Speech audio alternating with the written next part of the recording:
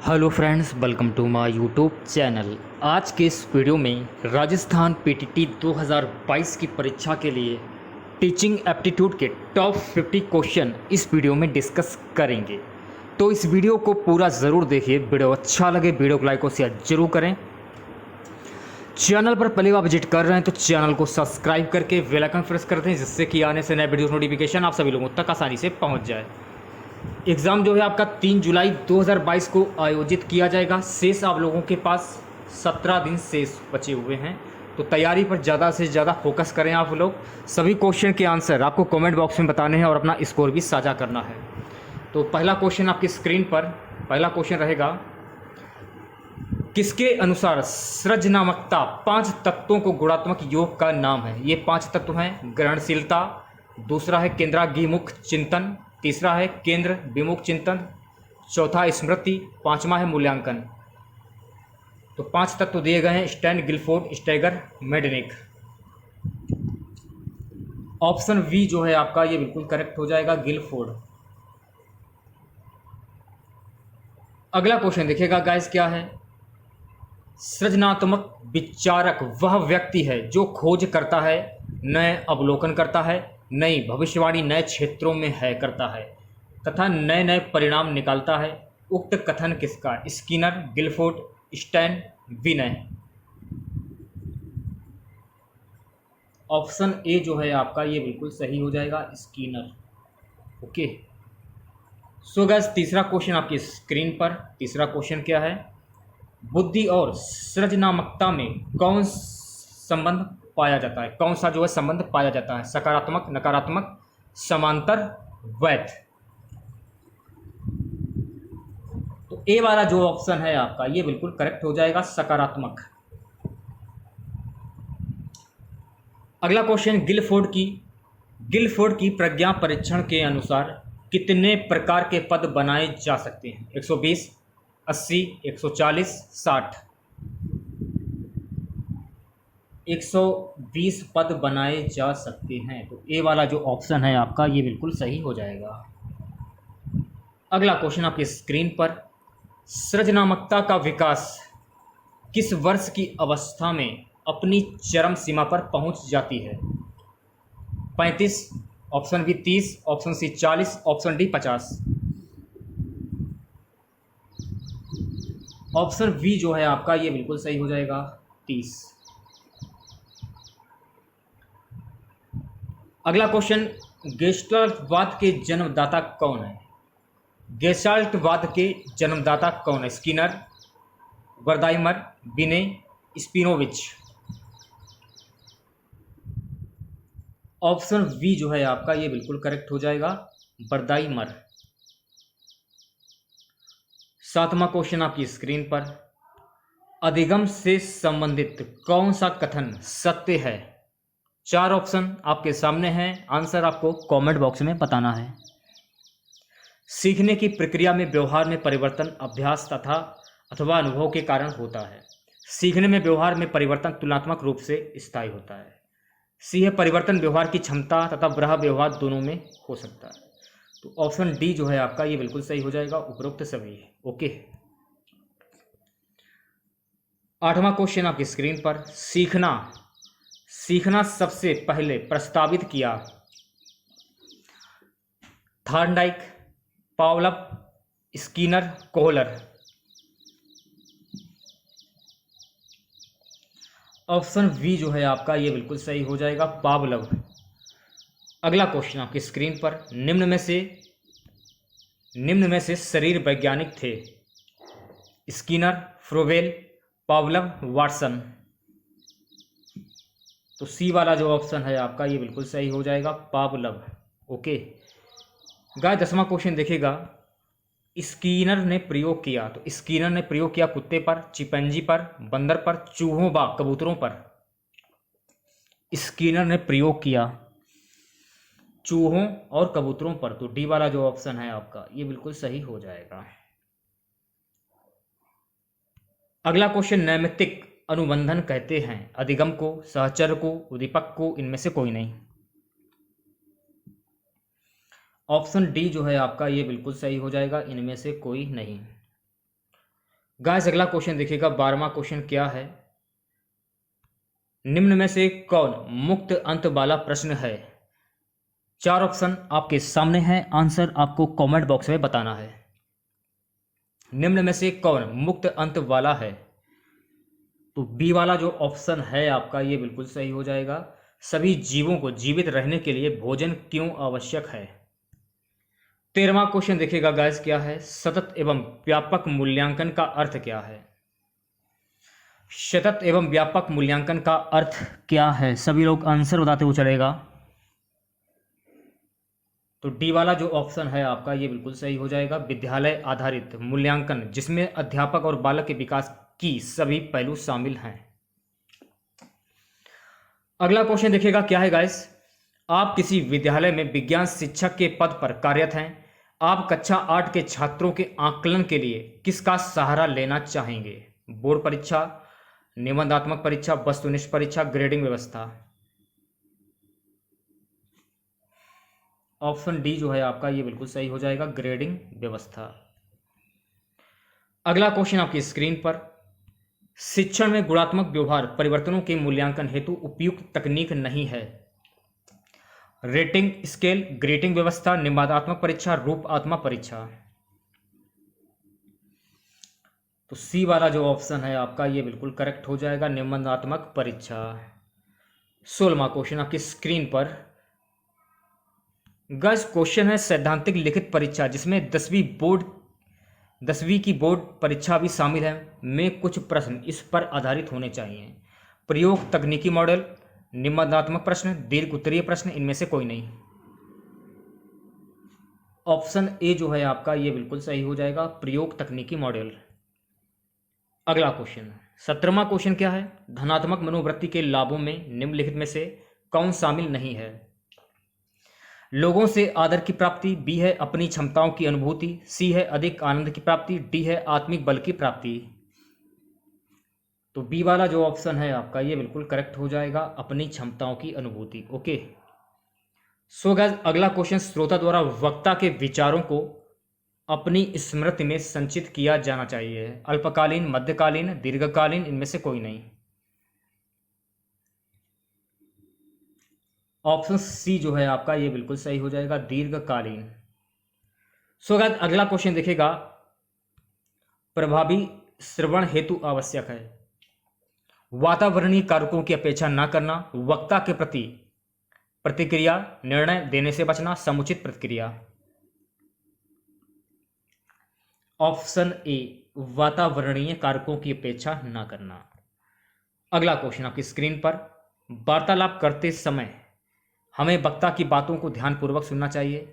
B है हमें वक्ता से वार्तालाप करना चाहिए, सी है वक्ता की बातों में हस्तक्षेप नहीं करना चाहिए, डी है अन्य वातावरणीय कारकों की अपेक्षा नहीं। तो ए वाला जो ऑप्शन है आपका ये बिल्कुल करेक्ट हो जाएगा, हमें वक्ता की बातों को ध्यानपूर्वक सुनना चाहिए। सो गाइस अगला क्वेश्चन, समुचित प्रक्रिया देने हेतु आवश्यक है विनम्र, मुक्त, ईमानदार, ये सभी। तो डी वाला जो ऑप्शन है आपका ये बिल्कुल सही हो जाएगा, ये सभी। अगला क्वेश्चन देखिएगा 22वां, प्रभावी श्रवण में बाधाएं क्या हैं? दृढ़ संवेग, मन विचलन, बोलने की इच्छा, ये सभी। तो डी वाला जो ऑप्शन है आपका ये बिल्कुल सही हो जाएगा, ये सभी। अगला क्वेश्चन आपकी स्क्रीन पर, निम्न में से कौन सा श्रवण का प्रकार नहीं है? निष्क्रिय श्रवण, प्रभावी श्रवण, शीघ्र श्रवण, चयनात्मक प्रवण। ऑप्शन सी शीघ्र श्रवण। बढ़ते हैं अगले क्वेश्चन की ओर। अगला क्वेश्चन है गाइस, वक्ता को कैसे आभास होता है कि आप उसे सुन रहे हैं? मुस्काना, मौखिक अभिक्रियाएं, सिर हिलाकर बातों का समर्थन, उपरोक्त सभी। ऑप्शन डी जो है आपका ये बिल्कुल करेक्ट हो जाएगा, उपरोक्त सभी। चलिए बढ़ते अगले क्वेश्चन की ओर। ट्रिपल ए लिसनिंग में श्रोता की मनोवृत्ति कैसी होनी चाहिए? सकारात्मक, सामान्य, विशिष्ट, नकारात्मक।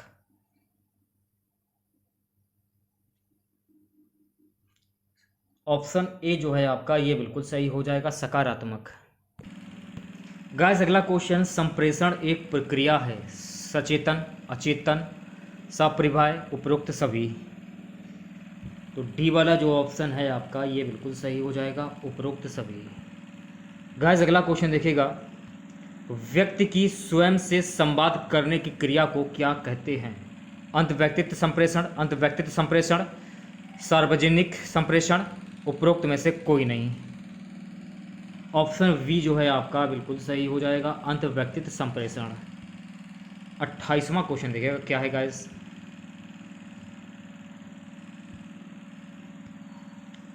निम्नलिखित में से कौन संचार का तत्व नहीं है? बोलना, सुनना, शारीरिक भाषा, परानुभूति।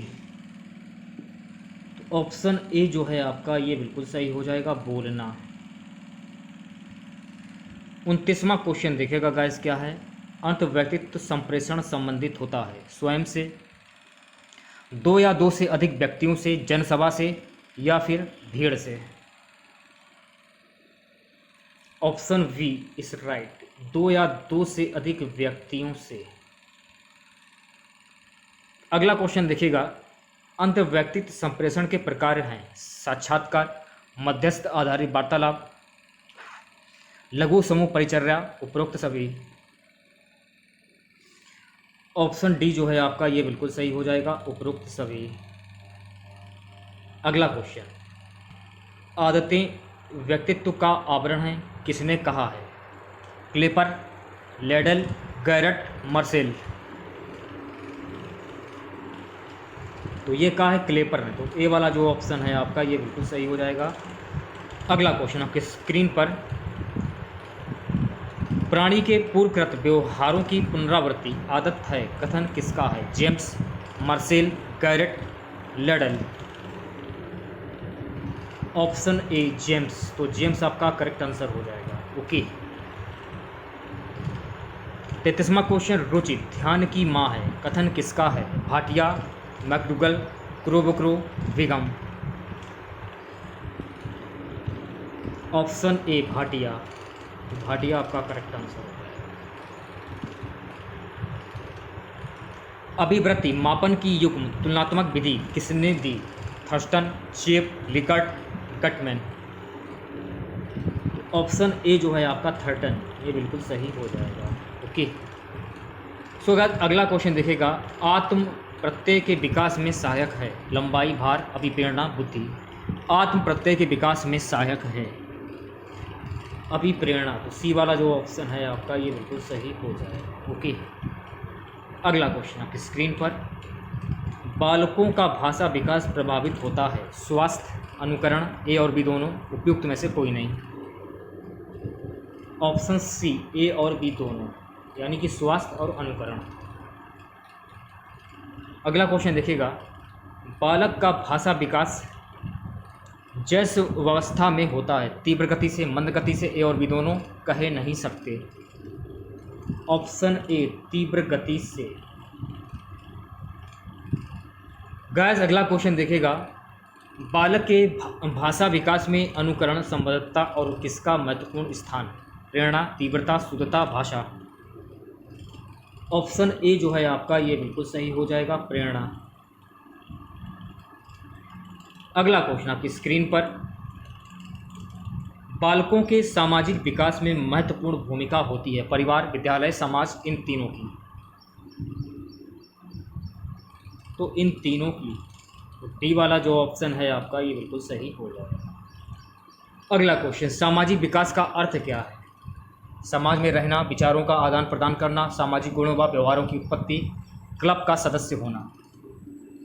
ऑप्शन सी सामाजिक गुणों व व्यवहारों की उत्पत्ति। अगला क्वेश्चन, नियोजन एक प्रक्रिया है जिसके माध्यम से प्रबंधक भविष्य को देखता है तथा उपलब्ध साधनों से कार्य के विभिन्न विकल्पों की खोज करता है। उपयुक्त परिभाषा दी है मेसी, ग्लूक, जॉर्ज और टेरी गिलेवी। ऑप्शन ए मेसी आपका करेक्ट आंसर हो जाएगा। अगला क्वेश्चन आपकी स्क्रीन पर, पाठशाला समाज का लघु रूप है, ये किसने कहा है? महात्मा गांधी, जॉन डीवी, मुदालियर आयोग, कोठारी आयोग। ऑप्शन वी जो है आपका ये बिल्कुल सही हो जाएगा, जॉन डीवी। तो जॉन डीवी आपका करेक्ट आंसर हो जाएगा। गाइस अगला क्वेश्चन, संस्थागत नियोजन के भौतिक क्षेत्र में शामिल विषय नहीं है। वृक्षारोपण, बुक बैंक, फर्नीचर निर्माण, विद्यालय, साज सज्जा। बुक बैंक, तो बी वाला जो ऑप्शन है आपका ये बिल्कुल सही हो जाएगा। ओके गाइस अगला क्वेश्चन, विद्यालय प्रार्थना सभा हेतु निर्धारित अवधि है 20 minute, 25 minute, 30 minute, 35 minute. Option C 30 minute. 30 minute आपका करेक्ट आंसर हो जाएगा। अगला क्वेश्चन, शैक्षिक प्रबंधन के संबंध में असत्य कथन है। प्रबंधन कला एवं विज्ञान दोनों है। शैक्षिक प्रबंधन एवं समन्वयकारी संसाधन है। शैक्षिक प्रबंधन मूर्त होता है। शैक्षिक प्रबंधन सामूहिक योगदान पर सफल होता है। तो सी वाला जो ऑप्शन है आपका ये बिल्कुल सही हो जाएगा, शैक्षिक प्रबंधन मूर्त होता है। सो गाइस अगला क्वेश्चन देखिएगा क्या है, आप छात्रों को दंड देते समय निम्न में से किस मापदंड का पालन करेंगे। अपराध की आवृत्ति एवं गंभीरता, बी है बिना किसी भेदभाव के सभी को समान दंड, सी है केवल अपराधी की गंभीरता और डी है केवल अपराध की आवृत्ति। ऑप्शन ए अपराध की आवृत्ति एवं गंभीरता। अगला क्वेश्चन आपकी स्क्रीन पर, यदि एक छात्र लगातार विद्यालय में विलंब से आता है तो उसके अभिभावकों से शिकायत करेंगे, इसके कारणों का पता लगाएंगे, छात्र को विद्यालय से निकाल देंगे, सभी छात्रों के सामने उसे दंडित करेंगे, इसके कारणों का पता लगाएंगे। तो बी वाला जो ऑप्शन है आपका ये बिल्कुल सही हो जाएगा। अगला क्वेश्चन, शिक्षक के रूप में कब अतिरिक्त उत्तरदायित्व लेना चाहिए। नए ज्ञान के लिए, प्रशंसा के लिए, पदोन्नति के लिए, सहयोग के लिए। ऑप्शन ए नए ज्ञान के लिए। अगला क्वेश्चन, सजगता पैदा करने के लिए सर्वोत्तम साधन है। परिवार, समाज, पुस्तक, दोस्त। ऑप्शन सी जो है आपका पुस्तक बिल्कुल सही हो जाएगा। आज का हमारा सबसे लास्ट क्वेश्चन रहेगा, अध्यापक का सामान्य ज्ञान बढ़ाने में सहायक है। छात्र, हाथी अध्यापक, पत्र पत्रिकाएं, परिवारजन। ऑप्शन ए जो है आपका ये बिल्कुल सही हो जाएगा, छात्र। तो आज के इस वीडियो में बस इतना ही। आशा करते हैं आज का वीडियो आप लोगों को पसंद आया होगा।